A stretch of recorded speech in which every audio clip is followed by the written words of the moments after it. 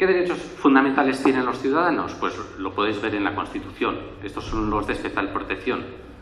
El derecho de la igualdad, no discriminación, derecho a la vida, libertad ideológica, todos estos que tenemos desde el artículo 14 hasta el 29, y que son los que el artículo 53 de la Constitución protege como especialmente. Y dice el artículo 53 de la Constitución que la lesión o el atentado contra los derechos fundamentales de las personas tendrán un procedimiento sumario y preferente de protección, y que habrá que establecer una serie de leyes que faculten a los poderes públicos y a los juzgados para proteger los derechos fundamentales de cualquier persona de una manera sumaria y preferente. ¿Qué es sumario y preferente? Sumario es que los procedimientos tienen que ser muy sencillos y muy rápidos, 24 o 48 horas, y preferente significa que ningún otro asunto se puede resolver en el juzgado antes que ese. ¿Qué es lo que ha pasado? En 1976 se dicta la primera ley de protección de derechos fundamentales, que queda completamente derogada en muy poquitos años, y ahora mismo tenemos un vacío legal. No hay ninguna ley de protección de derechos fundamentales en España, ni a nivel del derecho civil, ni en el penal, ni en el administrativo. En el administrativo sí que queda un procedimiento, pero ni es sumario, ni preferente, ni hay manera de articularlo.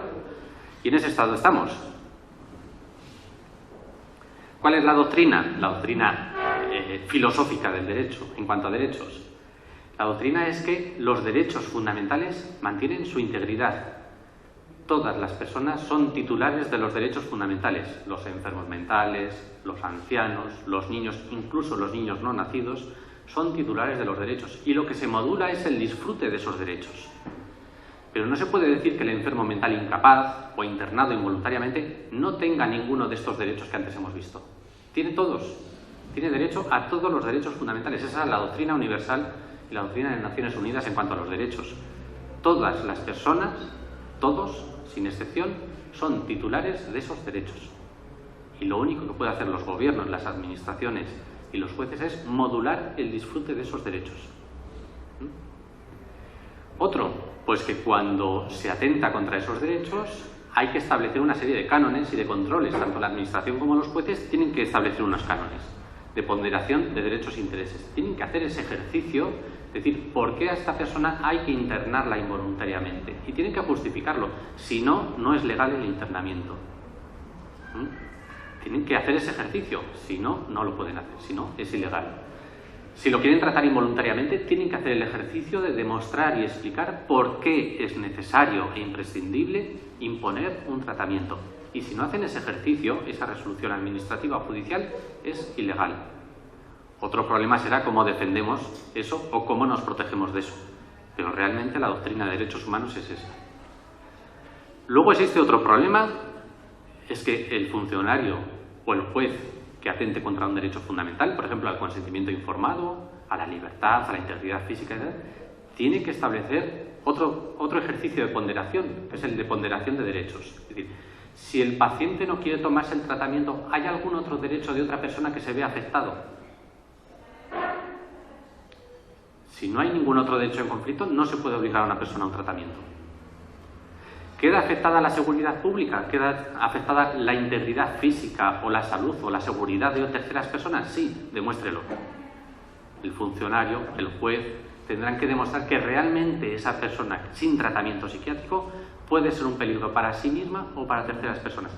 Y ese ejercicio lo tienen que hacer antes de firmar una resolución administrativa y judicial que obligue a un tratamiento voluntario. Seguimos. El principio de legalidad reforzada. No vale cualquier disposición legal para privar de derechos a una persona. Y, por ejemplo, quiero hacer referencia aquí a los derechos, a la legislación que tiene que ver con los servicios sociales. La mayor parte de la legislación en materia de servicios sociales es una legislación menor, es una legislación reglamentaria y no puede nunca, jamás, en ningún caso, afectar a derechos fundamentales. Entonces hay que tener mucho cuidado también cuando dicen, no, es que esto se hace por ley. Hay que ver realmente si eso es una ley o es un reglamento o es un decreto, porque hay mucha diferencia. Y cuando se trata de decretos o reglamentos no pueden afectar a derechos constitucionales. Y luego tenemos dos últimos puntos. La prohibición de la analogía. Los derechos fundamentales no son sujetos de interpretación, son sujetos de cálculo. Hay que justificar, hay que razonar, hay que ponderar, pero no se pueden hacer analogías ni interpretaciones subjetivas por parte de los administrativos o funcionarios y los jueces. Naciones Unidas hace siempre en todas sus declaraciones una última cláusula de cierre, es decir, ningún contenido de esta Declaración Universal de Derechos o de esta Declaración de Derechos de Pacientes con Discapacidad puede interpretarse en el sentido de privarle de derechos a una persona. Y esa es la lectura que hay que hacer siempre de la legislación. Nunca se puede privar de los derechos a un ser humano. No obstante, tenemos nuestro Tribunal Constitucional que siempre ha intentado pasar de puntillas por todas estas cuestiones. Ya falta poco para terminar la parte dura. Vamos a poner ejemplos de cómo se violan los derechos fundamentales de los pacientes psiquiátricos y de las familiares, ¿no? Por ejemplo, el principio de igualdad de la ley, ante la ley.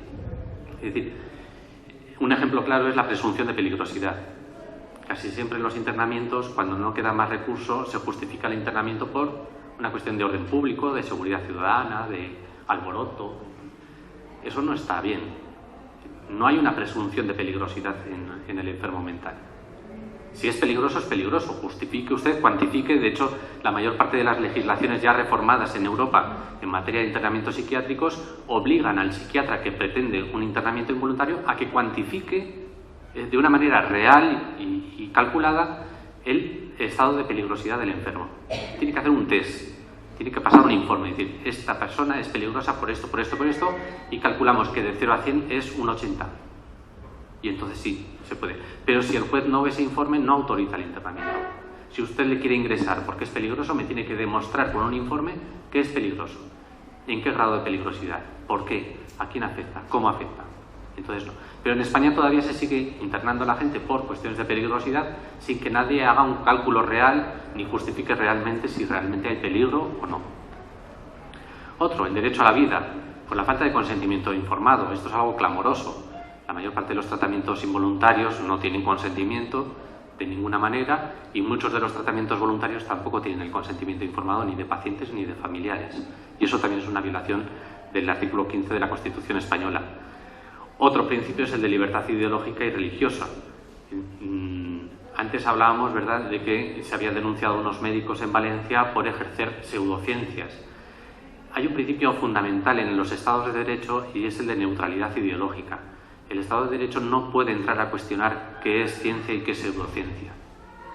Tiene que basarse en datos objetivos. No puede decir, esto me gusta y entonces es ciencia, esto no me gusta, es pseudociencia. El paciente tiene derecho a elegir su propio criterio en cuanto a cómo abordar sus problemas mentales. Quizás prefiera la acupuntura o las flores de Bach o lo que quiera. Ahí no podemos decir que la ley solo ampara un determinado tipo de tratamiento si el resto lo deja fuera. Tendremos que justificar por qué el reiki o las flores o otras técnicas no son legales o no son posibles en una crisis mental. Pero desde luego el Estado de Derecho no puede posicionarse solamente en un lado del espectro terapéutico y dejar el otro completamente fuera de la legalidad. Otro, por ejemplo, el derecho a la libertad personal. ¿Cómo le llamas, perdona, Luis, a ese principio que has dicho en el cual... Neutralidad ideológica. Neutralidad ideológica. Es un principio fundamental del Estado de Derecho. El derecho a la libertad personal, pues en cuanto a los internamientos y los tratamientos involuntarios, pues se viola completamente. El derecho a la intimidad, la inviolabilidad del domicilio. Sabemos de casos en los que la policía ha ido a sacar a los enfermos de sus domicilios porque el psiquiatra tenía sospechas de que el paciente no se estaba tomando la medicación, algo que es completamente aberrante. Otro, por ejemplo, la protección judicial de los derechos, el artículo 24 de la tutela judicial efectiva. Estamos viendo que casi nunca se ofrece un letrado, ni se ofrece la posibilidad de que el enfermo designe un letrado para que se defienda de un internamiento o un tratamiento involuntario, cosa que es completamente ilegal. Siempre el paciente tiene que tener derecho a la asistencia dotada, incluso a la asistencia de los familiares. ¿Y por qué no? Pero eso parece que se intenta coartar siempre que hay un tratamiento involuntario. Nunca se da la debida asistencia a los pacientes o a los familiares para que se puedan defender de un derecho fundamental que tiene todo ciudadano a recurrir una decisión administrativa o judicial. Y por último, el principio de legalidad penal. Las leyes penales están pensadas y se usan única y exclusivamente para la prevención o para la persecución de delitos, no para otra cosa. ¿Y por qué digo esto?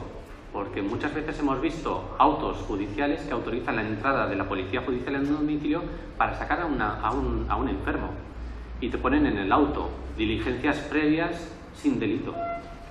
¿Cómo haces unas diligencias previas dentro de la materia penal, dentro de las leyes procesales penales, para atender algo que no es un delito? Un paciente que no se toma la medicación no es un delito. ¿Cómo un juez dicta una resolución judicial autorizando la entrada de la policía judicial dentro de un domicilio? Eso es una violación flagrante del principio de legalidad penal. La ley penal está para los crímenes, no para cuestiones domésticas. Y todo esto viola el principio de seguridad jurídica en el funcionamiento de la Administración. Y por último tenemos lo que os decía antes, el artículo 53 de la Constitución, que habla de un proceso sumario y preferente de tutela de derechos fundamentales que en la práctica en España no se está utilizando porque es imposible, tanto material como procesalmente, aplicarlo.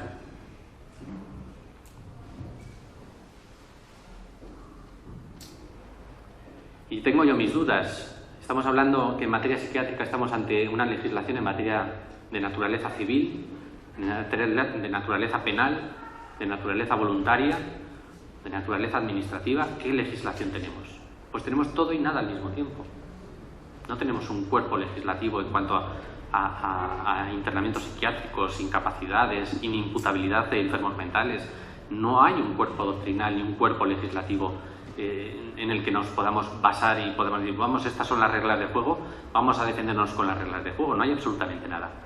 Podemos encontrarnos casos en los que un procedimiento se inicia con unas diligencias penales, pasamos luego a unas diligencias civiles y luego terminamos en jurisdicción voluntaria sin que el paciente o los familiares tengan idea de por dónde acudir al juzgado y cómo plantearlo.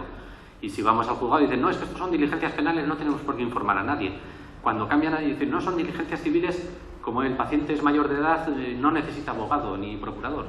Y luego dicen, no, esto es jurisdicción voluntaria, usted que es enfermo y familiar no entran dentro del procedimiento, porque esto es una cuestión entre el psiquiatra y el juez. Con lo cual, no hay manera de atacar ni de defenderse. Por eso os digo que es que no sabemos muy bien desde el derecho cómo atacar esto. Vamos, podemos atacarlo, ¿no? Pero es muy difícil atacar esto porque realmente no hay una ruta que tengamos que seguir y que pedimos, no, ahora después de este paso va el siguiente. Después de un paso puede ir cualquier otro. No sabemos por dónde van a salir.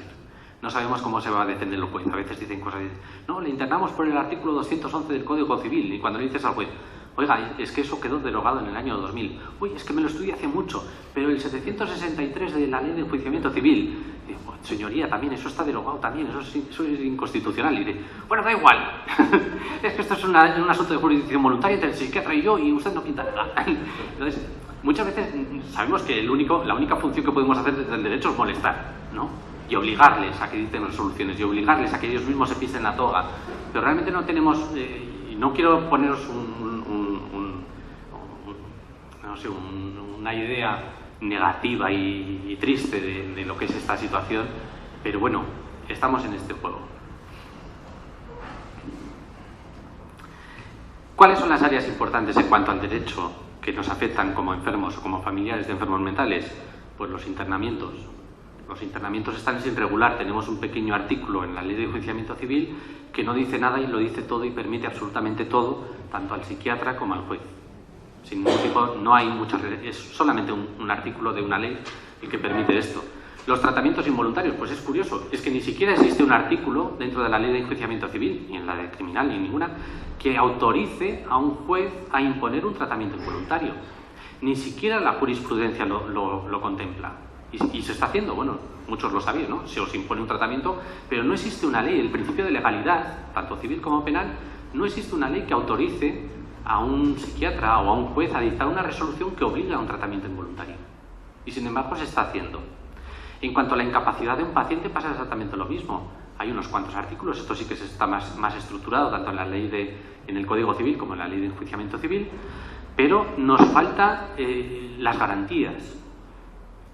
Por ejemplo, se da como garantía que los procedimientos de incapacitación siguen el procedimiento de juicio verbal. Pero en la práctica se le dice al enfermo, bueno, no hace falta que vayas, que venga un familiar tuyo, no hace falta que vengas con abogado ni procurador. Es decir, más que garantías lo que hay son trabas, muchos problemas. En las cuestiones de inimputabilidad, yo no me canso de decirlo, la inimputabilidad por razón o por cuestiones mentales siempre es un peligro, siempre es un peligro. Cuando se juzga a un enfermo mental por un delito y se ampara tanto el propio enfermo como el juez en la inimputabilidad del enfermo mental, dejamos el juicio abortado. No llegamos a una sentencia.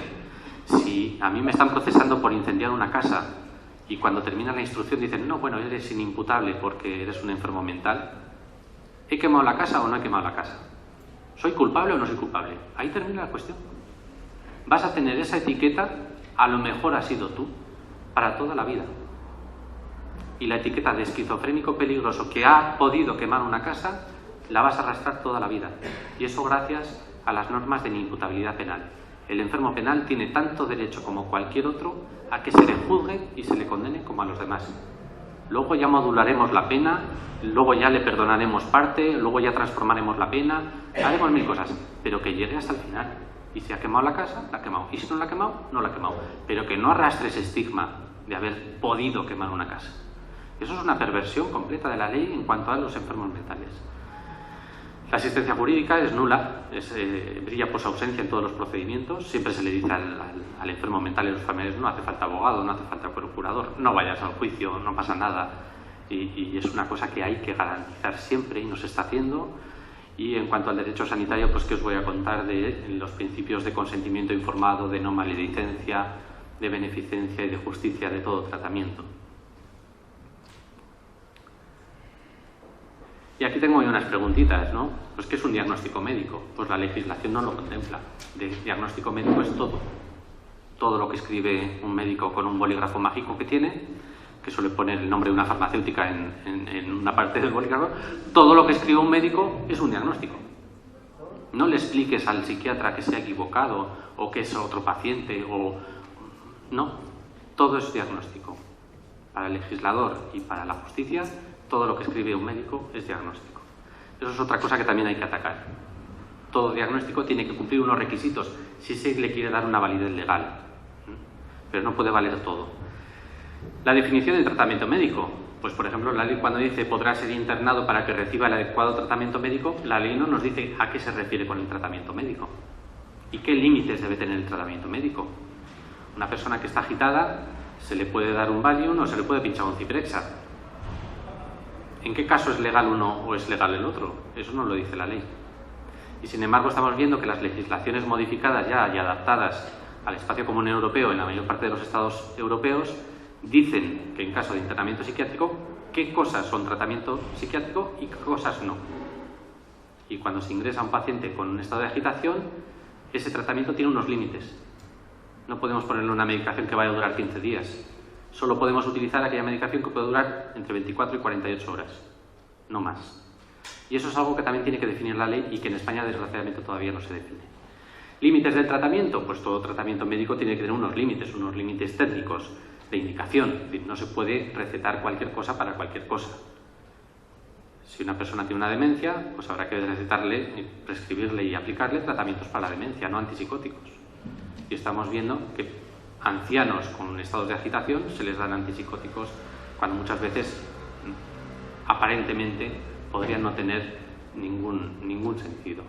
Eficacia y eficiencia, es decir, pues los tratamientos tienen que tener un resultado. Si un tratamiento no tiene un resultado, habrá que buscar otro, habrá que plantearle al psiquiatra la posibilidad de que cambie de tratamiento, pero no puede decir que un tratamiento es definitivo para toda la vida, porque lo que se busca en todo tratamiento es una eficacia, que consiga un efecto. Y eficiencia, pues que tenga el menor coste para el paciente y para la sociedad. Y estamos viendo que muchas veces se sustituyen los tratamientos muy funcionales a un coste muy bajo por tratamientos muy caros, tanto en cuestión económica como en derechos del paciente, ¿no? Obligarle a ir a un centro de salud, obligarle a pincharse, pero eso supone un coste personal, emocional para el paciente que quizás no tenga mucha justificación. Bueno, no os voy a dar mucho el rollo de esto, que esto es más cuestión psiquiátrica y cuestión médica. Pero luego hay otros límites en el diagnóstico, pues el diagnóstico tiene que ser voluntario. Esto también es un poco filosofía, pero a nadie le gusta que le juzguen arbitrariamente. Y el diagnóstico también es una de las funciones médicas que tiene que ser voluntario. Yo voy para que me diagnostique esta persona. Pero cuando un psiquiatra hace un diagnóstico sin el consentimiento del paciente simplemente porque piensa que, bueno, le voy a echar aquí una etiqueta. Eso también tiene su pelín de problema. Tendrá que contar con la opinión del paciente, con la opinión de la familia. Puede que el paciente no esté de acuerdo, entonces tiene que hacer un diagnóstico de presunción y decir, creo que usted tiene esquizofrenia. Y entonces el paciente debería tener el derecho de decir, quiero una segunda opinión. Entonces el psiquiatra dice, pues además de esquizofrenia creo que usted es feo. No, me refiero, esto es un chiste, ¿no? Pero habría que empezar por los diagnósticos de presunción y que el paciente diga, bueno, yo creo que no. Bueno, usted tiene depresión. No, es que mi mujer se ha muerto. Quiero una segunda opinión. Bueno, pues vamos a cambiarle a otro profesional. O traiga usted otro informe. Eso es un derecho que tendrían que tener los pacientes y que la ley no reconoce. A cuestionar el diagnóstico. Y luego a pactarlo. Y decir, bueno, sí, venga, pues me lo creo. Tengo depresión. Vale, tráteme. Pero esa parte principal del diagnóstico voluntario, de que el paciente lo acepte y lo comprenda, ese esfuerzo que tiene que hacer el profesional sanitario de convencerle al paciente de que tiene una enfermedad de verdad, ese esfuerzo la ley no contempla que el psiquiatra lo haga. Y sería bueno que por lo menos intentasen convencer y ganarse al paciente. Es decir, usted tiene esquizofrenia por esto, por esto, por esto. Y el paciente diga, pues no estoy de acuerdo. Pues venga, voy a insistir otra vez más. Te voy a convencer. Hasta que le convence mínimamente. Y ahora te voy a poner el cepillón pinchado. Pues no estoy de acuerdo. No, pues mira, es bueno por esto, por esto, por esto. Y conseguir ganarse al paciente. Y eso es lo que la legislación nos falta en España, que el profesional médico se gane al paciente. Han tirado por el camino del medio, no, yo te diagnostico porque quiero y lo que quiero y te trato con lo que yo quiero. El paciente queda un poco como paciente, ¿no? Como sufridor, ¿no? Y eso es muy triste. La neutralidad, bueno, pues que vamos a hablar, que algunas veces el diagnóstico está comprometido por otros intereses, que no vamos a hablar. La calidad técnica, es decir, hay que separar hechos y opiniones y estamos cansados, súper, mega, extra cansados de ver informes periciales que no separan hechos de opiniones, y todo informe pericial y sobre todo un informe psiquiátrico que tenga que entregarse en un juzgado para obligar a un internamiento, un tratamiento o una incapacitación, tiene que separar muy bien lo que son hechos y opiniones. Yo opino que este paciente tiene depresión, yo opino que tiene trastorno bipolar. De hechos, es decir, es bipolar por esto, por esto, por esto, por estos criterios del DSM, por estos criterios del PIE, es decir, ese ejercicio de separar hechos y opiniones tampoco se está obligando. Es una cuestión fundamental de seguridad jurídica. Un informe que no separa hechos de opiniones, pues eso es una bomba, sobre todo para los pacientes. La calidad técnica y argumentación científica, pues un poco lo que os decía antes, hay que obligar un poco o habría que obligar al profesional a que se esfuerce un poquito más. No puede poner diagnóstico esquizofrenia indiferenciada. Esfuércese un poquito más. Esfuércese y explíqueme qué criterios del DSM estoy cumpliendo, cuándo, cómo y por qué. Es que estrellaste el coche en la tienda de tu amigo y se incendió. Bueno, pues escríbelo y te lo explicaré, porque vemos muchas veces muchos casos de decir, es que usted está muy deprimido porque ha intentado suicidarse, ¿no? Y después de 3 días ingresado y de pasar a la UBI porque casi se nos muere el señor, descubrimos que está con 5 de hemoglobina. No, hombre, no estaba deprimido, estaba desangrado. No tenía ganas de vivir, pero es que no tenía ni fuerzas de levantarse de la cama. En lugar de tratarle la depresión, porque no era de tratar la anemia, ¿no? Entonces, eso es un poco el esfuerzo que nos falta, que la propia legislación de alguna manera obliga a los profesionales.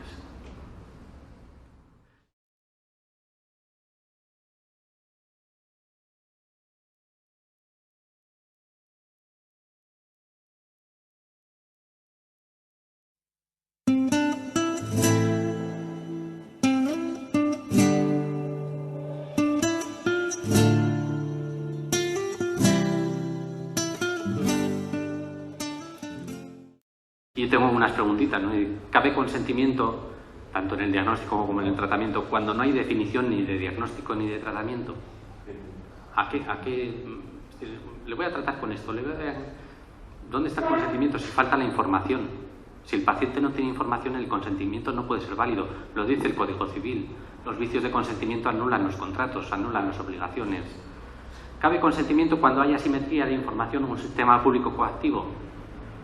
Cuando la información que se le da de un medicamento no es completa, no es veraz, no es segura, pues tampoco cabe el consentimiento. Y eso es otra cosa que tenemos que apretar, ¿no? Que la información que se dé a los consumidores, y estoy hablando del enfermo como consumidor, porque el enfermo también es un consumidor y tiene derecho a que se le informe de verdad, de los riesgos, de las expectativas de curación. Yo a veces también pues, soy un poco negativo con los tratamientos médicos de todo tipo y a veces también me excedo. Y digo, todo es una barbaridad, todo es malo, todo...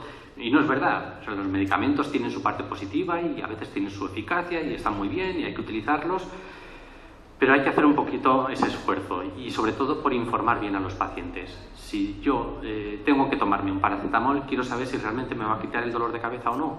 No pasa nada por informar al paciente. No pasa nada por decir que en el Reino Unido hay 75.000 casos anuales de intoxicación por paracetamol. No pasa nada. Asumo el riesgo, me lo tomo. Confío en mi profesional. Curiosamente, en el Reino Unido hay 75.000 casos de intoxicación por paracetamol al año y en España no hay ninguno. No sé si somos más duros o qué pasa, pero en España no hay casos de intoxicación por paracetamol. ¿Sería exigible el consentimiento previo al diagnóstico? Pues yo creo que sí. O por lo menos ese juego, ¿no?, entre el psiquiatra y el paciente. ¿Te gusta esto? ¿Te propongo este diagnóstico? ¿Te propongo este tratamiento? Pues no, quiero una segunda opinión. ¿Qué menos? ¿Qué menos que el psiquiatra tenga el derecho a disfrutar de su trabajo? De hacerlo con honestidad, de hacerlo con limpieza, de ganarse al paciente. Yo creo que ganaríamos todos, tanto los psiquiatras, que tienen derecho a disfrutar de su trabajo y a sentirse realizados, como los propios pacientes. Yo creo que alcanzaríamos tratamientos mucho más seguros, por lo menos con una seguridad jurídica mucho mayor. Y luego el error en el diagnóstico, si despliega responsabilidad contractual o extracontractual, pues es una duda que yo tengo, una duda sustancial. No sabemos qué es lo que pasa cuando alguien se equivoca en un diagnóstico o en un tratamiento, no sabemos qué tipo de responsabilidad podemos desplegar. Estamos completamente desarmados en España.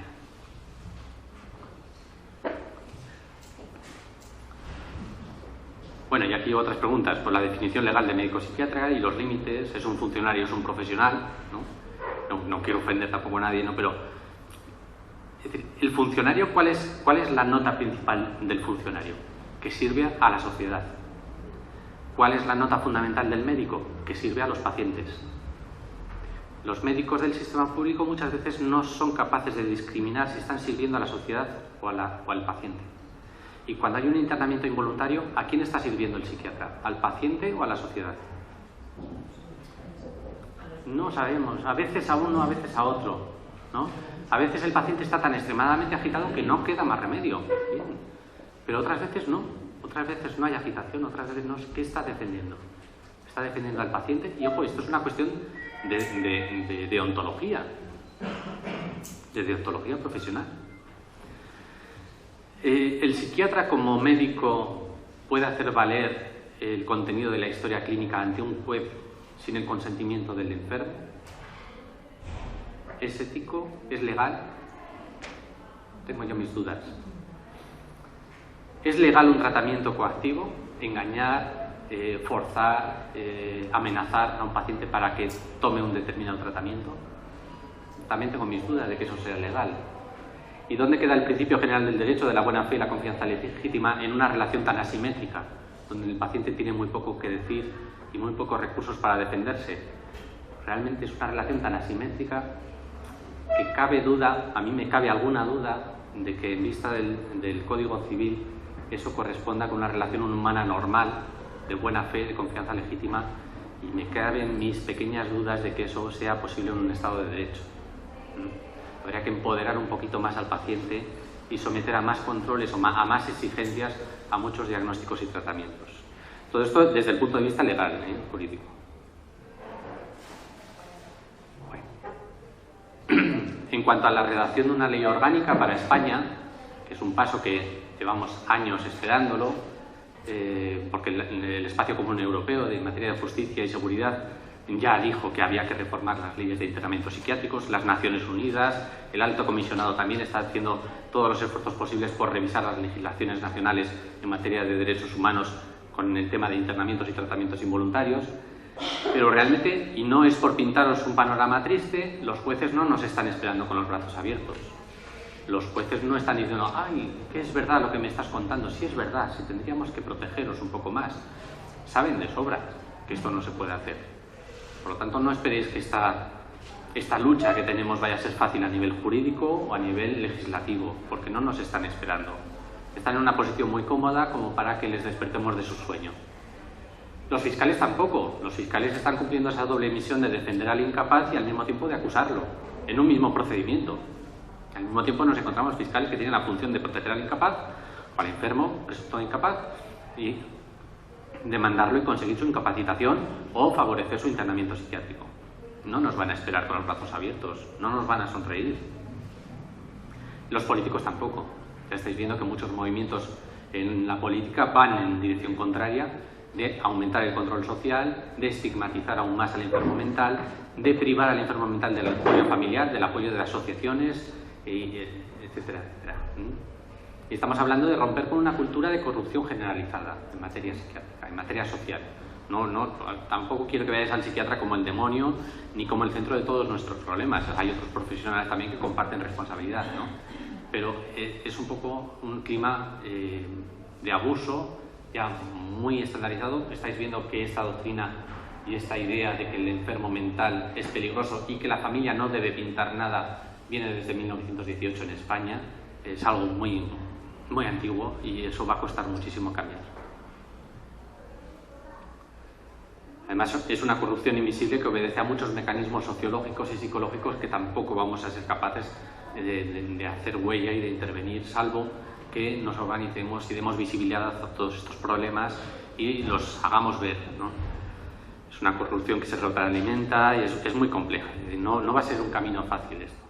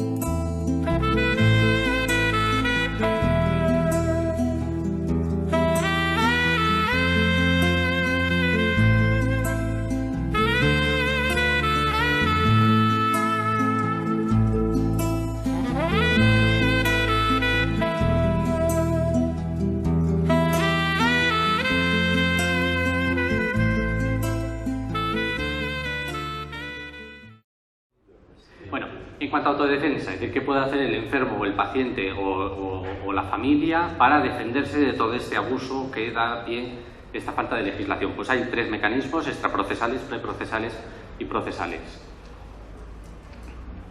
En cuanto a los extraprocesales, yo insisto, no hay psiquiatra amigo o abogado amigo o sistema humano para ayudar a una persona que no es capaz por sí misma o con ayuda de otros de restaurar su propia dignidad y su propio valor.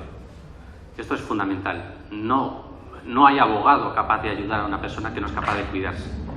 Y yo siempre insisto, si queréis ayuda legal, primero tenéis que empezar a ayudaros vosotros. Hay que restaurar la salud, tener unos buenos hábitos de alimentación, de sueño, de higiene, de deporte. Yo sé que esto es una tontería, pero es que es básico. Yo como abogado no puedo ayudar a una persona que se pasa el día en la cama. Tiene que salir, tiene que hacer deporte, tiene que alimentarse bien, tiene que dejar de fumar o fumar menos, tiene que dejar el cannabis si le sienta mal, tiene que hacer ese esfuerzo, porque si no, no hay forma humana de ayudar legalmente. Tiene que restaurar la actividad, no puede estar del sofá a la cama, de la cama al sofá. Tiene que hacer algo, ganando dinero, sin ganar dinero en una ONG, un trabajo, voluntariado, lo que sea, contar piedras en el campo, lo que sea, pero no puede estar sin ninguna actividad. Tiene que cuidar el cuerpo y tiene que tener actividad. Y por último, tiene que restaurar las relaciones sociales. No, creo yo, humildemente, no hay abogado que pueda ayudar a una persona que vive aislada, que no tiene amigos, que no tiene confianza en nadie.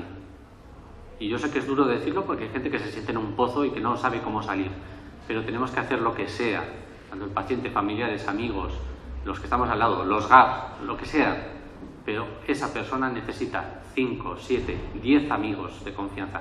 10 amigos que comprendan el problema, 10 amigos que puedan entender en qué situación está, 10 amigos con los que uno se pueda desahogar, 10 amigos que en caso de que nos internen sean los primeros en dar la voz de alarma. Pero si un paciente no tiene ese núcleo de amigos, de confianza, que le puedan auxiliar en un momento dado, que le puedan ayudar a desahogarse, que le puedan escuchar, no hay ayuda legal posible para ese paciente. Yo siempre animo que antes de buscar apoyo legal o apoyo de cambio de psiquiatra, empezad por esto, por favor. Ayudad a vosotros mismos si sois pacientes o como familiares al paciente a que restauren la vida, la salud, la actividad, las relaciones sociales. Si no, no hay manera. Cualquier procedimiento administrativo o judicial es largo, eterno, pesado, inhumano, insufrible. Y una persona que está en un estado de vulnerabilidad no puede soportar esto. Es insultante. Si no tenéis la salud restaurada, una actividad que os ocupe todos los días y unas relaciones humanas que os sirvan de apoyo, no hay procedimiento ni administrativo ni judicial que os ayude. Es fundamental. Y otra de las cuestiones extraprocesales, pues que hay que mejorar las habilidades sociales. Lo que decía Javier, los trastornos de personalidad, que no son una cuestión psiquiátrica, pero la gente que tiene problemas de personalidad y de habilidades sociales tiene que mejorar esas habilidades. No basta con protestar, no basta con hacer defender los derechos, no basta con gritar. Los histriónicos, los antisociales, las personas que tienen personalidad de evitación, los procrastinadores, los pasivo-agresivos, los consumidores de drogas, todos los que tienen un problema de personalidad tienen que mejorar sus habilidades. Su resistencia, su diálogo, su capacidad de escucha, su autocontrol emocional, cómo manejan el estrés, y todo eso es fundamental. Si no, no se puede uno embarcar en una pelea de estas. No son enfermos, pero tienen en la consulta todos los problemas de personalidad, ¿no? Por ejemplo, en cuanto a entradas a domicilio, pues se da bastante, ¿no? Tristemente en España se entra demasiado en los domicilios cuando dentro hay un enfermo mental o supuesto enfermo mental que no quiere tomarse la medicación. Pues en primer lugar, si la entrada en domicilio es a través de funcionarios, negarse rotundamente. En mi domicilio no entra nadie. No, tenemos que entrar, tenemos orden judicial. No. Si quieres entrar, tiene que venir la policía. Y tiene que venir con una orden judicial y tiene que venir el secretario del juzgado a levantar acta. Si cumplen con eso, pues entran en contra de mi voluntad, pero entran. Pero tienen que cumplir unos requisitos, ¿vale? Y hay que negarse de forma notoria, pero pacífica. Y sobre todo luego exigir pues, que se nos dé copia de esas resoluciones administrativas o judiciales. Y ante la propia policía solicitar un abogado de oficio que en esos primeros momentos nos pueda defender, o si tenéis algún abogado ya designado, pues que os eche una mano, o que se persone la familia o los amigos que queramos. En cuanto a la denegación de abogado de justicia gratuita o las solicitudes que hagamos a la policía de abogado, siempre existen estrategias y argucias para que no se nos prive del derecho del abogado. Y precisamente en la Ley de Enjuiciamiento Civil nos permite solicitar ante el juez que se nos nombre abogado de oficio, aunque no sea de justicia gratuita. Sí, no me vais a dar abogado de justicia gratuita, bueno, pero me nombráis uno de oficio, ya le pagaré. Y luego ya veremos si con la pensión tengo la obligación de pagarle o no. Pero ahora, antes de seguir y antes de que se dicte una resolución, me tenéis que buscar al abogado y al procurador de guardia que estén ahora mismo y que vengan ahora mismo. Y ese siempre es un truco que se puede utilizar. Y luego, en cuanto a problemas administrativos con prestaciones y la actividad laboral, etcétera, etcétera, pues siempre recurrir dentro de plazo, siempre conservar las resoluciones, siempre ver los informes que se han presentado, guardarlos todos, etcétera, etcétera. Y luego acudir a la jurisdicción social. Todas las materias que tienen que ver con prestaciones y con la actividad laboral están sujetas a la jurisdicción social, que es muchísimo mejor y más agradable y más fácil que la contenciosa administrativa, la civil o la penal. Y además no hace falta ni abogado ni procurador, con lo cual nunca se pierde nada por defender los derechos laborales o sociales que se puedan ver mermados por culpa de un diagnóstico, un tratamiento o una resolución administrativa que tenga que ver con la salud mental. Y por último, unos 3 consejos bastante pobres, ¿no? Pero creo que son importantes. Nunca os quedéis solos, nunca dejéis de hacer planes y nunca os deis por vencidos. Y esto entra muy en contacto con lo que os decía. Cuidad la salud, cuidad las relaciones, cuidad la actividad. Y si creo que si no olvidáis esto, ya he cumplido con mi misión en esta charla, porque estaréis en una situación bastante más favorable para conseguir solucionar los problemas que de cualquier otra manera. Si estáis solos, si os dais por desesperados, si no hacéis planes de futuro, si no cuidáis vuestra salud, vuestra actividad, vuestras relaciones, tenéis un futuro muy complicado, ¿vale? Y ya no os cuento más. Ahora ya empezamos con las preguntas o el debate que queráis.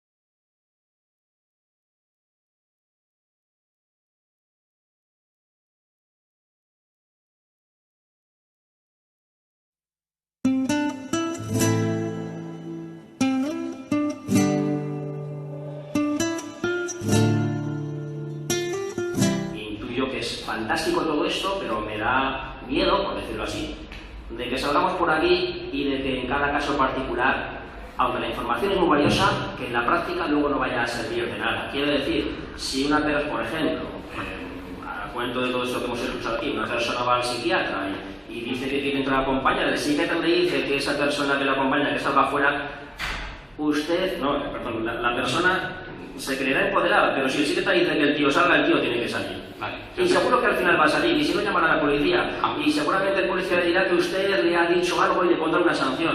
En fin, que creo que, termino ya, sin pretender decir que esto no va a ser para nada, ni mucho menos, pero en la vida real no sé hasta qué punto vamos a poder utilizar todo esto. Vale, yo, aunque no es una pregunta, te contesto. No sirve para nada, y te lo digo de otra forma. Me conformo con que entendáis que va a ser un camino muy largo, que no se va a conseguir un cambio legislativo, ni político, ni administrativo, ni mañana, ni pasado, ni dentro de 3 años. Va a ser muy largo, y me conformo con que entendáis que no hay ayuda legal posible hoy en día, pero que necesitamos de mucha gente como vosotros, de mucho esfuerzo vuestro, y sobre todo que entendáis que antes de la ayuda legal, que ojalá pudiésemos dar a todos, están esos 3 puntos anteriores. Empezad a cuidaros, empezad a cuidar a vuestro familiar que tiene un problema mental, obligadle o animadle a que haga una vida sana, a que cuide sus relaciones, a que tenga una actividad diaria, a que tenga un compromiso con la vida, porque no hay ayuda legal posible. ¿Vale? Me conformo con que entendáis eso, que a nivel legal, lo único que podemos hacer ahora mismo es que el paciente se empodere, que empiece a tener tranquilidad, que empiece a tener planes, que empiece a pensar que no es un despojo humano, que no es un desecho humano, que tiene derechos, pero que tiene que tener paciencia, y que para esa paciencia tiene que empezar a cuidarse mucho. Me conformo con eso, ¿verdad? Hola, buenas tardes. Yo no estoy de acuerdo del todo con el compañero, porque pienso que yo soy afectada y aparte tengo familia que está pasándolo también mal.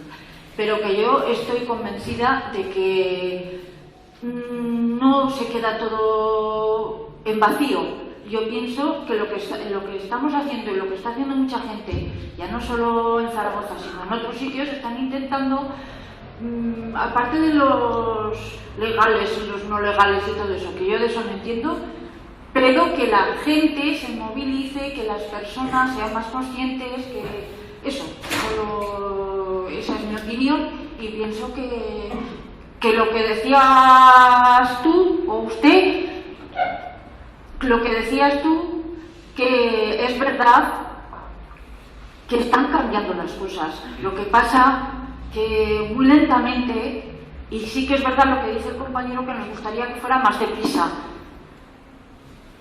Pero... Te digo una cosa y te agradezco las palabras. Os acabo de poner una diapositiva, una imagen. La primera legislación psiquiátrica que aparece en el mundo es la de 1837 de la República Francesa. No vamos despacio, es que hemos empezado a pelear muy tarde. También. No podemos pedir más, llevamos casi 2 siglos sin hacer nada. Eso sí es Entonces, ellos, los que están un poco en función de controlar a la sociedad, llevan 2 siglos de ventaja. Llevan toneladas de libros, toneladas de leyes, toneladas de sentencias que van en su favor, y nosotros no tenemos todavía nada más que 4 cosillas que vamos consiguiendo y vamos arañando poco a poco. Entonces, no es que vayamos lento, es que hemos empezado muy tarde. Entonces, ánimo. Cuanto antes empecemos y cuanto antes empecemos a dar guerra, antes conseguiremos los cambios. Bueno, en relación a lo que tú has dicho, esto, Luis de Miguel, yo creo que no es que es tarde, es que sencillamente es el momento de gente valiente que ha sido capaz de hacer frente al poder público, creo. Una pregunta desde la ignorancia. ¿La mayoría de los peritos forenses y los fiscales están dormidos y manipulados? No. No, vale. Simplemente están dentro de una dinámica de trabajo, una costumbre. Como os decía antes, hay un modelo, un sistema de corrupción generalizada, institucionalizada, que obedece a mecanismos sociales o psicológicos y sociológicos muy complejos, y que no es fácil hacer ver a un psiquiatra, a un forense o a un fiscal que se han equivocado. Es muy difícil. Hay muchos mecanismos, por ejemplo, el de la disonancia cognitiva. El fiscal se convence a sí mismo de que lo que está haciendo es justo porque si no tendría que abandonar su puesto de trabajo. El psiquiatra o el enfermero creen que lo que hacen es justo y se convencen a sí mismos de ello porque si no tendrían que abandonar el puesto de trabajo. Es decir, hay muchos mecanismos muy complejos. Es decir, esto no es una batalla fácil, no es una batalla de la razón contra la sinrazón, es una batalla muchísimo más compleja. Hay mecanismos sociológicos del miedo, de la obediencia. Es muy complicado. Se han escrito ya últimamente bastantes libros sobre esto, sobre por qué se corrompen los sistemas sanitarios, especialmente la psiquiatría, y no es un tema muy fácil de trabajar. Lo que sí que es importante es vuestro trabajo, vuestro compromiso, el que se haga visible vuestros casos. Eso es muy importante para cambiar las cosas. Pero no es fácil, no es una tarea fácil y no es una tarea de razón contra sin razón la de convencer a un forense, a un fiscal, a un juez de lo que están haciendo es una barbaridad. No es fácil. Psicológicamente y sociológicamente es muy complejo. No es que estén dormidos, es complicado. Y sobre todo es muy importante.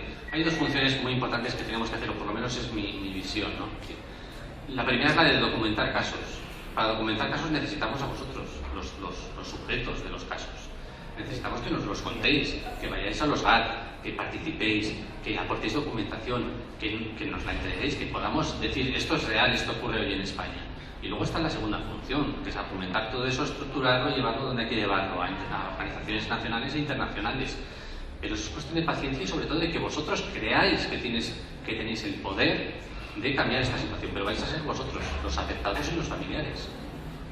Y nosotros, o pienso yo que nosotros, los juristas, los sanitarios, los trabajadores sociales, vamos a ser un poco los funcionarios, los que estamos en la retaguardia ayudando a que esto se mueva. Pero el protagonismo lo tenéis que asumir vosotros, pacientes y familiares. Yo soy trabajadora social y he trabajado en la administración pública. Y ahora estoy de observadora. He sido trabajadora, ahora sigo siendo usuaria y observadora. El triángulo de la pregunta. Si el profesional está conmigo, no ayuda. Bien, pero lo que digo, para despertarlo hace falta que vea los casos reales. A un trabajador social no le podemos convencer de que hay, por ejemplo, aborto coactivo hoy en España. Tú le cuentas a un trabajador social, es que a las mujeres en tratamiento psiquiátrico se les obliga a abortar. Y dice, uy, que va, eso no ocurre en España. Hay que enseñarle un caso, digo, en este caso, en este mes de tal, yo he ido a tal sitio y lo he visto. Y en este otro sitio he ido también, lo he visto y lo tengo documentado. Pero necesitamos vuestro trabajo, lo tenéis que hacer vosotros. No puedes contarle a un psiquiatra, oye, hoy en día la policía entra en los domicilios para sacar enfermos mentales y llevarles a pinchar al hospital. No, eso no ocurre. Si lo dices a un abogado, dice, eso no ocurre. Si lo dices a un juez, dice, eso no ocurre. Le tienes que enseñar el auto de entrada en domicilio, firmado por un juez. Y entonces se lo creen. Para despertar a los profesionales hay que enseñarles casos reales. Y esa es vuestra función. No, una cosa que la psiquiatría no la vamos a cambiar aquí, no. Porque supongo que os pasará, para mí me pasa, después de llevar unos años batallando en ese territorio, le intento explicar a un amigo que no conoce y no se lo cree, no puedes transmitirle lo que has visto así. Yo te quería llevar una pregunta un poco más para ir a concretando dónde estamos. Tenemos una legislación deficiente que encima no se cumple. Porque llegan y el psiquiatra tiene miedo, estoy pensando en casos reales, tiene miedo, el psiquiatra teme, ahí que podría ser mal porque el paciente no responde, y aquí hay un familiar que también se espanta porque no responde ni por teléfono. El resultado siguiente es 7 coches con sirenas allí, un señor con un mazo, tumbar una puerta blindada. Afortunadamente el chaval no estaba justo detrás de la puerta, porque si llega a estar detrás lo matan en ese intento de salvación. Y bueno, yo no sé exactamente cuántos derechos se han vulnerado, pero como derechos que se vulneran es cotidiano. ¿Tú qué nos recomiendas hacer cuando somos testigos o parte, a veces, de vulneración de derechos? Cuando sabemos, porque además esta es la guerra, que tenemos muy pocas esperanzas de conseguir resultados a corto plazo. O sea, yo podría protestar y muchas veces no se hace porque ya sé, eso no va a servir para nada, o me imagino que va a servir para nada. Vale, yo insistir un poco en lo que os había contado antes de las estrategias de defensa extraprocesales y preprocesales. Es decir, esas situaciones se van a dar, y se van a dar durante muchos años, desgraciadamente.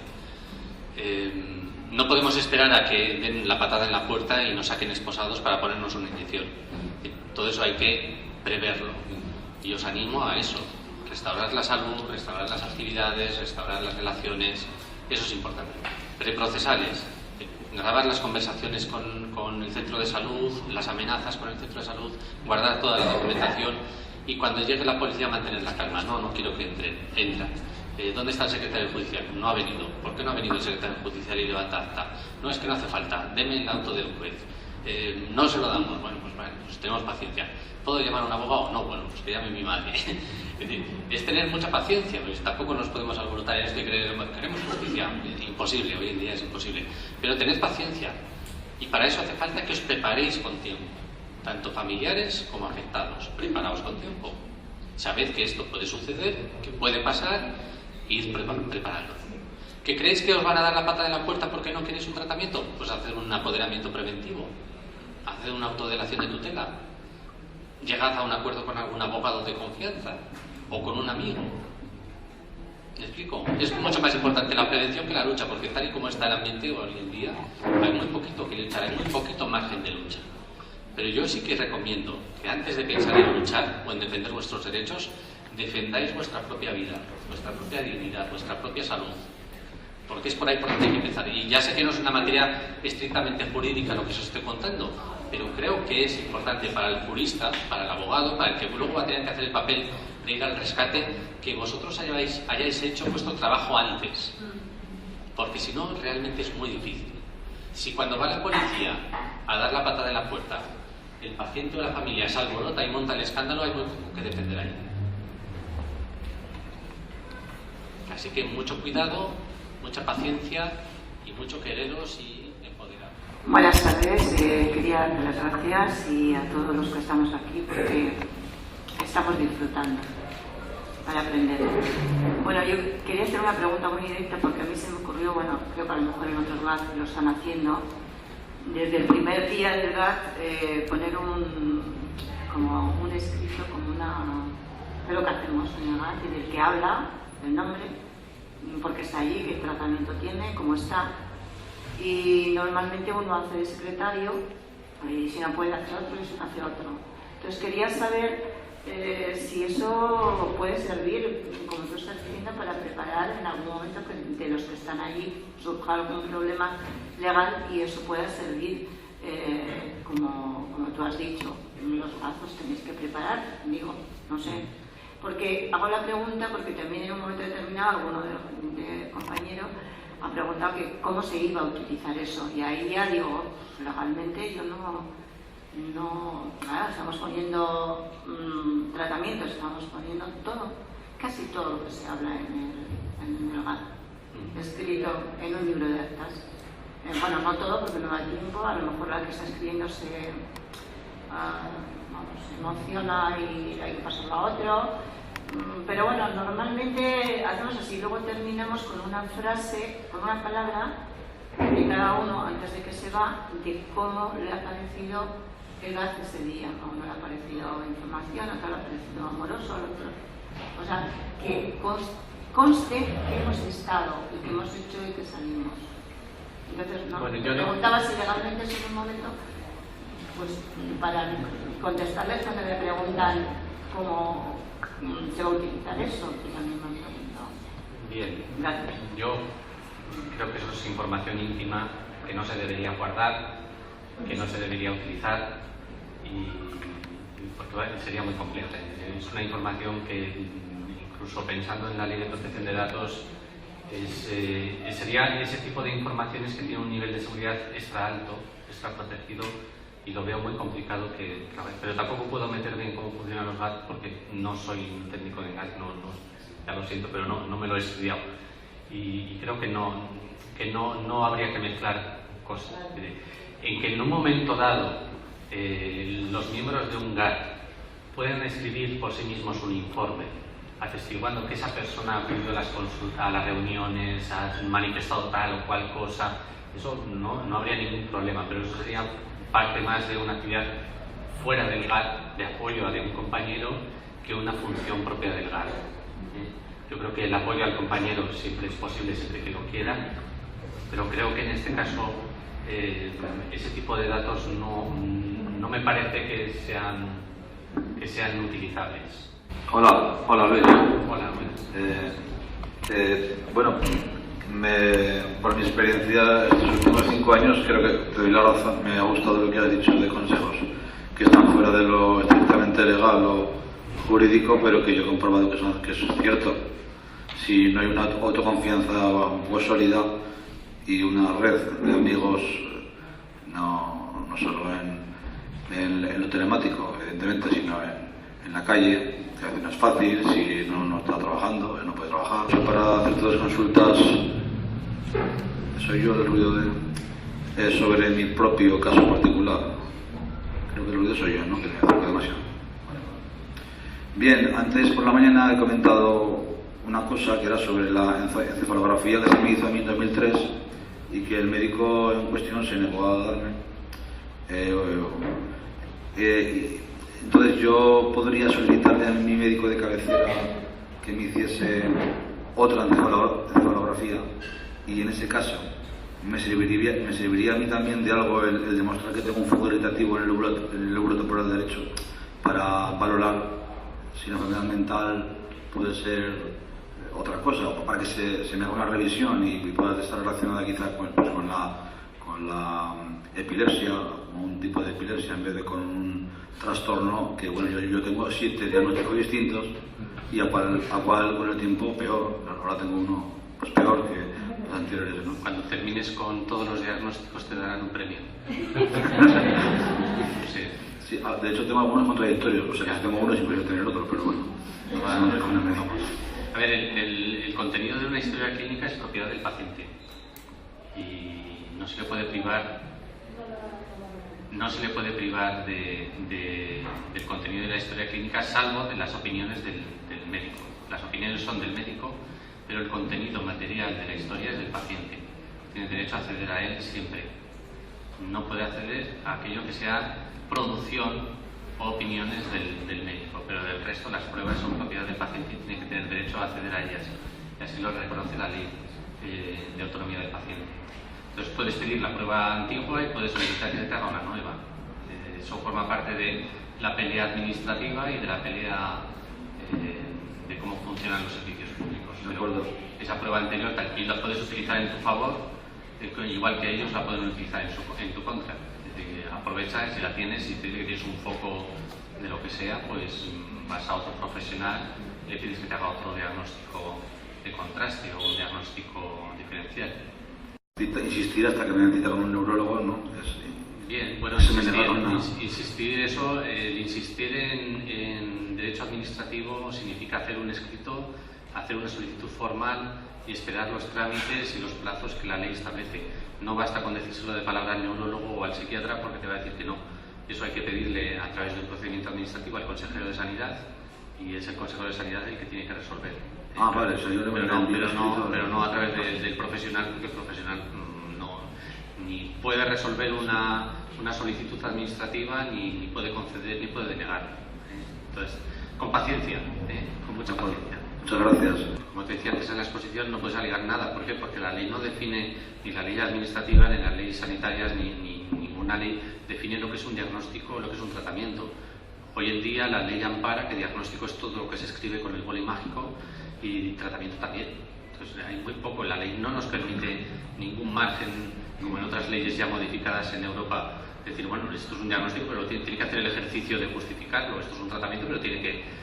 ¿por qué me lo ha cambiado? Tiene la obligación de hacerlo, pero claro, hoy en día en España no hay ninguna ley que obligue a justificar un cambio de diagnóstico, un cambio de tratamiento, una revisión, no.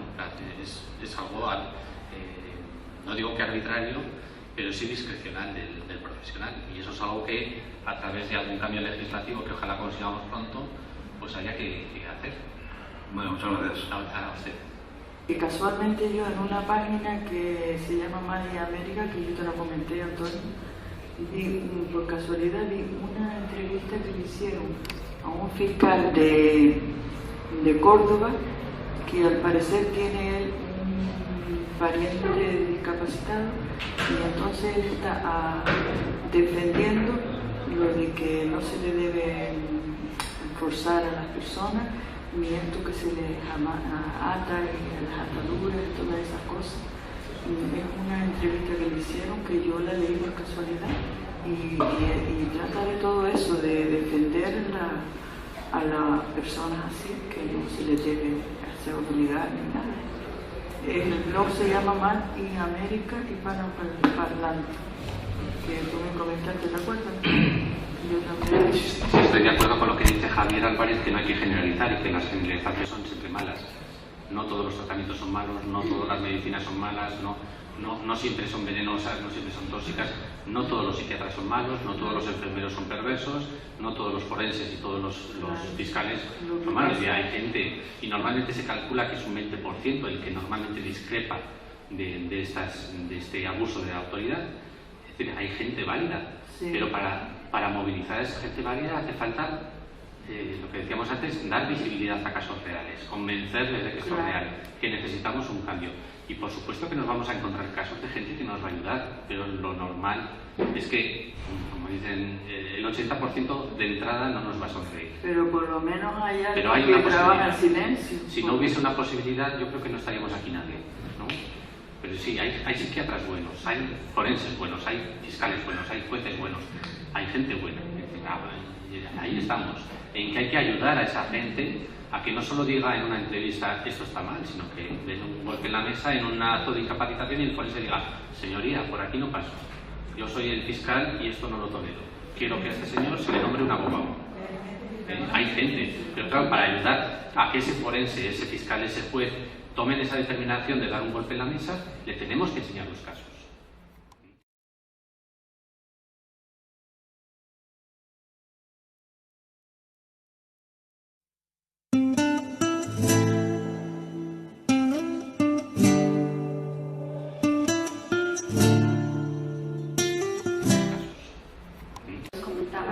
Autodefensa, como era restaurar la salud, restaurar las actividades. O sea, si no hacemos estos 4 puntos, no podemos avanzar.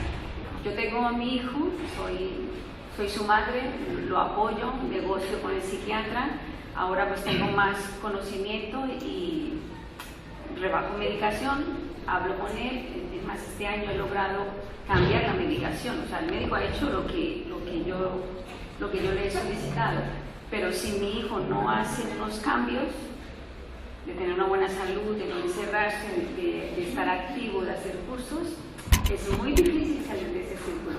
Si lo hace, yo sé que puedo lograr muchas cosas, y si no, pues voy a otro psiquiatra, pero se puede negociar, pero el cambio lo tenemos que hacer nosotros.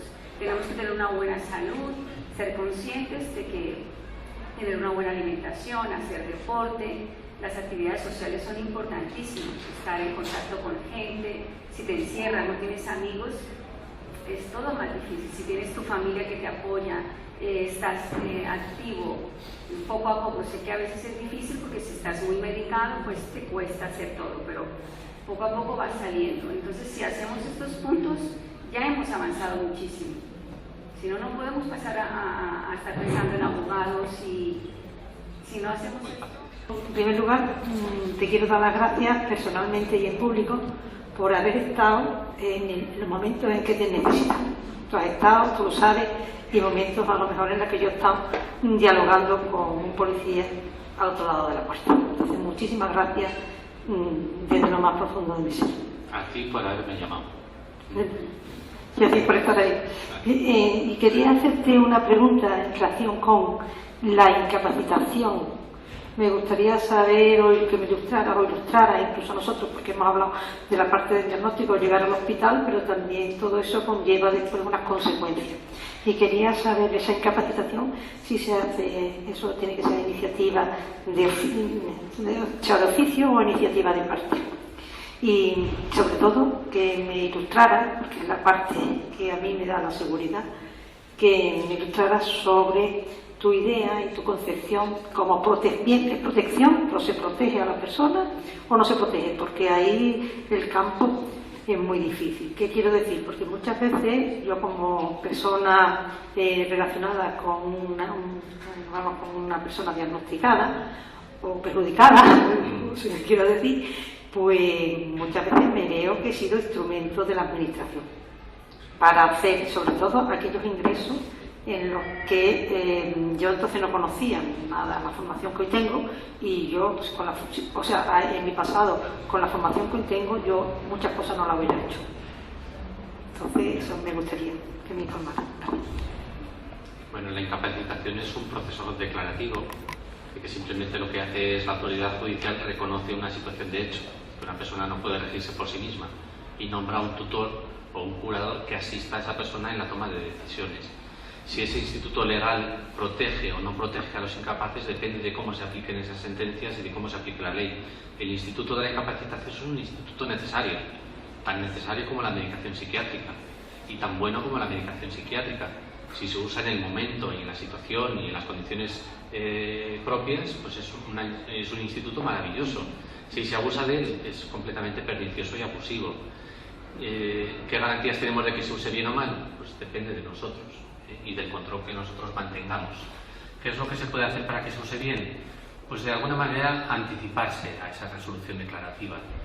Si yo puedo elegir entre que sea el juez y el fiscal quienes decidan el futuro de mi vida, o lo decido yo de una manera previa a través de unas instrucciones, pues creo que merece la pena adelantarse y hacer esas previsiones con tiempo. Entonces hago una autodelación de tutela, marco los ritmos y las condiciones en las que se tiene que gestionar mi incapacidad, y así le doy el trabajo hecho al juez para que no tenga que pensar ninguna maldad ni ninguna perversión.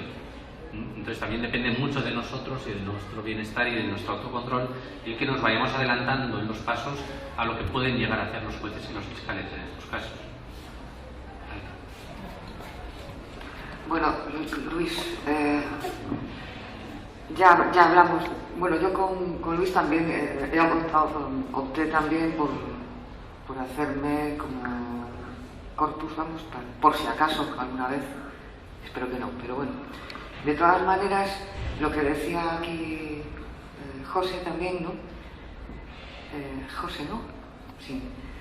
Que en colectivo, que no hay ninguna posibilidad que se pueda realmente cambiar algo, porque a mí me ha pasado, por ejemplo, con el maltrato animal, de ir a hacer denuncias y llegar a cambiar cosas, ¿no? Entonces, ¿por qué un colectivo que somos de personas no tienen... es que no me... Porque de hecho hubo un test que corrió por las redes sociales, vamos, por otros grupos también, de psiquiatría y tal, que venía un test con todos los derechos que habían sido violados, y te ponían, ¿a ti te han hecho esto? Sí, no, para que no, mucha gente que no puede y está en casa sola, que pudiera llegar a saber sus derechos y confirmarlo, ¿no? Entonces, claro, todas esas cosas tienen que servir para algo. Sí, claro, sí, por supuesto que van a servir. O igual que si yo voy a un sitio y le digo, mira, me han hecho esto. Sí. Pues voy, aunque sea la policía, quiero denunciar. Sí, pero eso es un trabajo de tener mucha paciencia, sobre todo de mantener la calma y mantener una dinámica de trabajo en grupo. Evidentemente que las denuncias sirven, las sentencias, las que se ganan sirven también, y las que se piden también son muy útiles. Es muy importante todo esto, claro que sí. Y tarde o temprano conseguiremos los cambios que hacen falta, no os preocupéis. Pero van a ser con mucho tiempo. Pero cuanto más denuncia haya, imagínate sí. Que va todo el mundo. Yo, aquel, a mí me han hecho esto, a mí el sí. otro, a mí... Sí, y voy a, aunque sea la Policía Nacional, entro donde yo puedo. Y por digo, supuesto. mire, me han hecho esto. Si somos muchos haciendo eso, dirán, ¿pero qué pasa? Que la gente está entrando aquí diciendo que están... Y evidentemente, por están pasando por encima de mis derechos. Todo eso es muy útil, pero no tiene nada que ver con las iniciativas legislativas populares. Pero te digo... Pero eso tiene que tener un resultado. Sí. De alguna manera. Pero claro, necesitamos hacer ese trabajo de recopilar los casos, de documentarlos bien. No podemos ir ante el Alto Comisionado de Derechos Humanos de Naciones Unidas o ante el Defensor del Pueblo o ante el Tribunal de Estrasburgo. No podemos ir con las manos vacías y decir, suponemos que en España hay abortos coactivos. Necesitamos el caso. Entonces sí que es muy importante que la gente ponga sus denuncias, haga sus reclamaciones, tal, pero necesitamos todavía recopilar y decir, no, hay tantos casos de esto, tantos casos de estos, para ir a organismos nacionales o internacionales que puedan ayudarnos a cambiar la ley. O sea, que por supuesto que es importante. Yo voy a un juzgado y quiero denunciar que me han violado mis derechos en este momento, me han violado, me han esposado, me han creado suelo. y resulta que te han violado mis derechos porque estás aquí escrito. Eso tiene que quedar registrado. Claro. Pues si voy yo, más el otro, más el otro, más el otro, y hacemos eso, claro, supongo que los juzgados se llenarán de denuncias de personas. Y aunque no se llenen los juzgados de denuncias, cogemos 20 30 denuncias en entrada en domicilio y las llevamos al defensor del pueblo. Pero necesitamos esas 20 30 denuncias. Pero no hace ningún efecto. Vamos a ver si concretamos un poco. Sí, además, no sé si me estoy pasando ya del tiempo. No te estás pasando, pero yo quería hacer una observación o una aclaración. Si vamos al juzgado, vamos al juzgado. El problema es que no se está yendo al juzgado. El problema es que no se está yendo al juzgado. Luego, lo que hay es que empoderarse, ¿vale? Y cuando a mí me violan un derecho, tengo que poner los mecanismos y pedir la ayuda necesaria a quien corresponda para poder denunciar esa violación de derechos, y no se está haciendo. No se hace porque, perdón, un momento,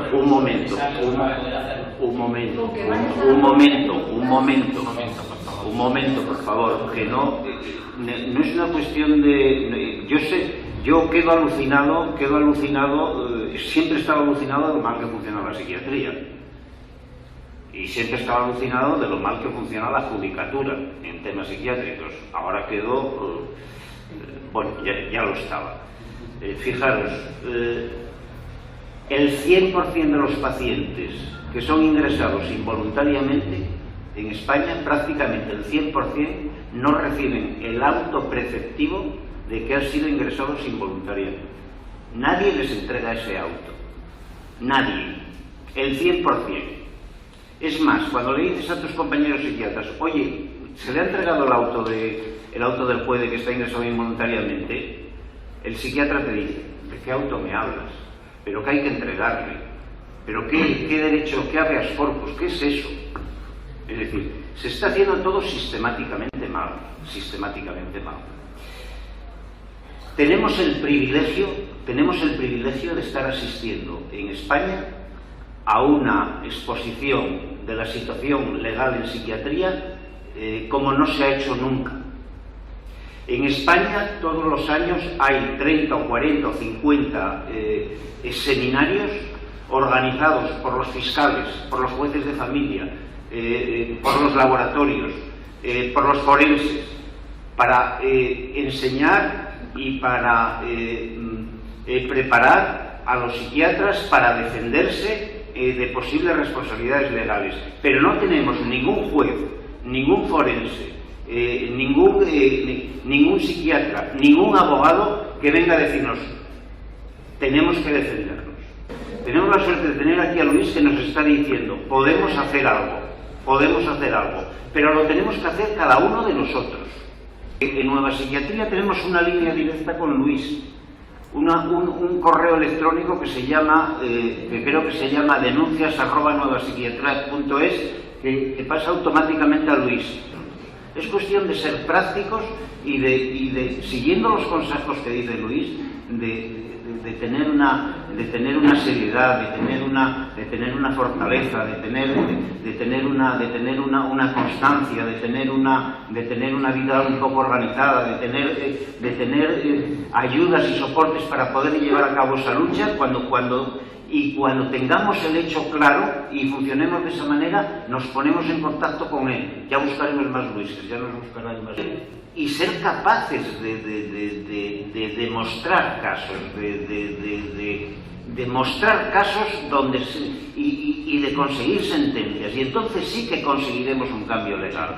Entonces sí que podremos ir a Estrasburgo, o podremos ir a donde yo no sé dónde están esos tribunales, en Estrasburgo, o podemos ir a las Cortes, o podemos ir a donde sea. Pero de momento con algaradas no vamos a arreglar el problema, pero tenemos una oportunidad aquí histórica de empezar a dar pasos, para obtener un cambio de la legislación en materia psiquiátrica. Y es haciendo denuncias concretas y siguiendo las premisas estas que nos señala Luis. Yo no dejo de ser nada más que un loco, un demente, un paranoide cuando empiezo a contar los casos que yo he vivido. Yo no tengo ninguna credibilidad. tengo credibilidad en tanto en cuanto vosotros me pasáis la documentación que me da a mí pie para probar que esto ocurre y es verdad.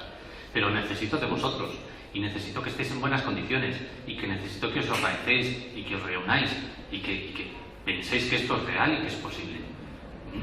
Y gracias a eso podemos ir a ECOSAN, a la Agencia Española del Medicamento, al Consejo de Transparencia y obligar al Ministerio de Sanidad a que se sientan miedo, porque tarde o temprano vamos a abrir los archivos de las autorizaciones de medicamentos psiquiátricos. Y gracias a eso podemos, a esos casos que tenemos ya documentados, podemos ir a hacer una propuesta al Alto Comisionado de Derechos Humanos de Naciones Unidas para que vengan a España y vean la realidad, porque cada vez que han venido se han encontrado con funcionarios que les han mentido y les han engañado. Y podemos hablar con la Comisión Europea para que vengan a España y vean la realidad de la legislación española, que está sin cambiar, a pesar de que prácticamente todos los países, menos Grecia y España, no han cambiado. Pero es vuestro trabajo, es vuestra paciencia, es vuestra constancia. Y necesitamos que estéis unidos y que estéis preparados, ¿vale? Así que ánimo y paciencia. Esta es la doctrina y la mentalidad con la que funciona la justicia en España, gracias al gran maestre de la criminología y el derecho penal español, Jiménez de Asúa. Debe asexualizarse a los enfermos mentales. Los imbéciles, los idiotas, los epilépticos, los degenerados, todos aquellos enfermos de la mente que han de engendrar esos tristes despojos tasados, dobles candidatos a la desgracia y al delito, deben ser objeto de la esterilización, cuando su enfermedad incurable sea, a juicio de los médicos especialistas, transmisible a sus descendientes. Es preciso evitar este legado maldito. Esa es la mentalidad con la que estamos peleando. Y cuando hablamos de esterilizar, hablamos también de internamientos involuntarios, de tratamientos involuntarios, de confinamientos. Esa es la mentalidad que hay hoy. Luis Jiménez de Asúa, en 1918, el gran padre de la criminalística europea y sudamericana y española.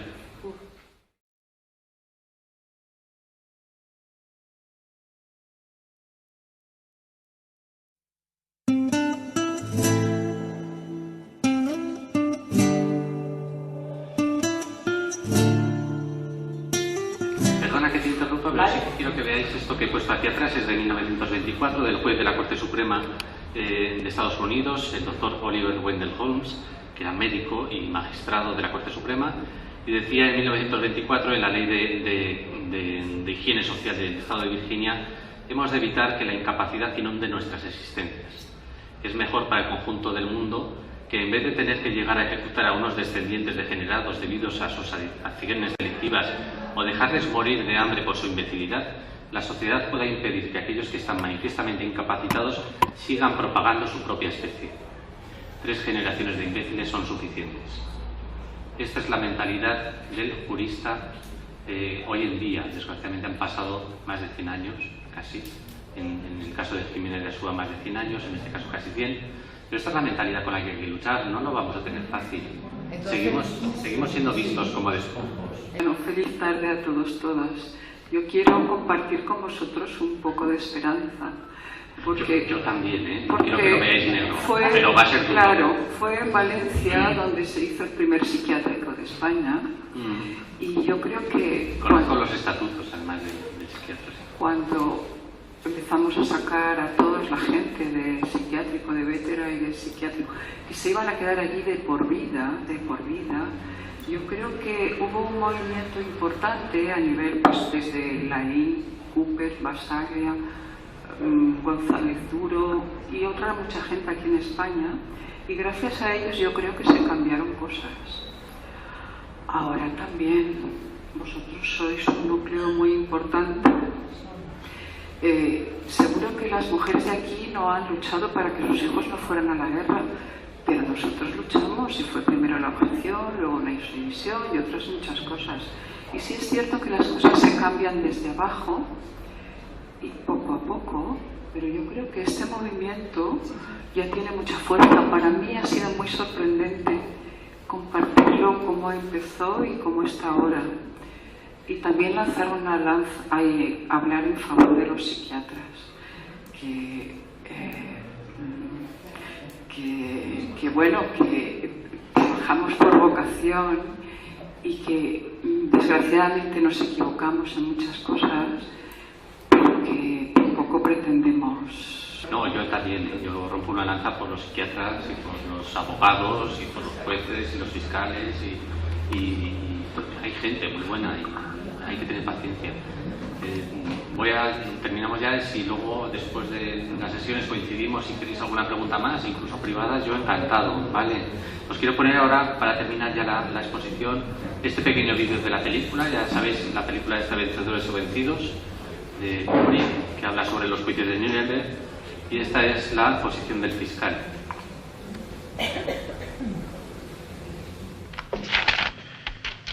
Doctor Vick, ¿se ha referido usted a que se implantaron nuevas normas nacionalsocialistas como la esterilización sexual? Usted sabe que la esterilización sexual no fue inventada por el nacionalsocialismo, sino que fue preconizada muchos años antes como defensa en relación con los deficientes mentales y los criminales. Sí, estoy enterado. ¿Y está enterado de que abogan por ella altas personalidades de otros países? No soy un experto en tales leyes. Entonces permítame que lea algo. Es la opinión de un alto tribunal respaldando tales leyes existentes en cierto país. Dice textualmente: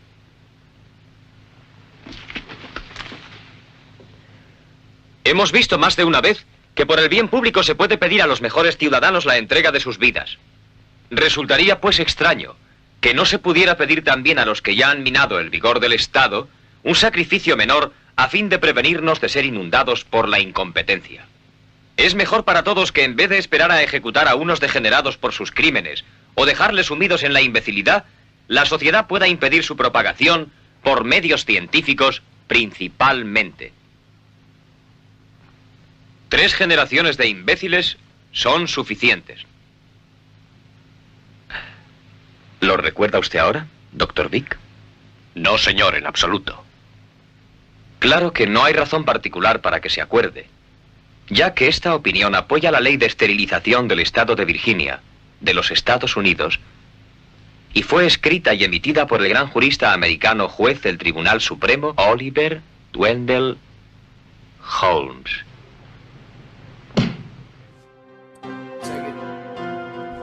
Welcome. I refuse to hide behind metaphors whilst documenting my existence, cause although they do sound prettier than our fully accurate depiction of who I am or who I've been as well as who I'm becoming, for the butterfly's not ashamed of any side of the cocoon he's hung in, nor refuse to recollect the days of inch and fold on tiny legs. Instead he gladly claim those the same as the one we finally changed and flew away. It's either what from or high, because things appear so much differently when you finally learn to fly. So we make a toast to both the ground and the sky, for what is one without the other, the truth without a lie. And what follows in my confession, steps forward in my regressions, condemnations and redemption of ultimately self-acceptance. I will tell you everything I am as well as everything I'm not. Do my best to explain the contents of my Pandora's box. Is for anyone who's felt deep shame and fears that they are lost. We are no more no less a human, the endless paradox. Yeah. Cause for every dark night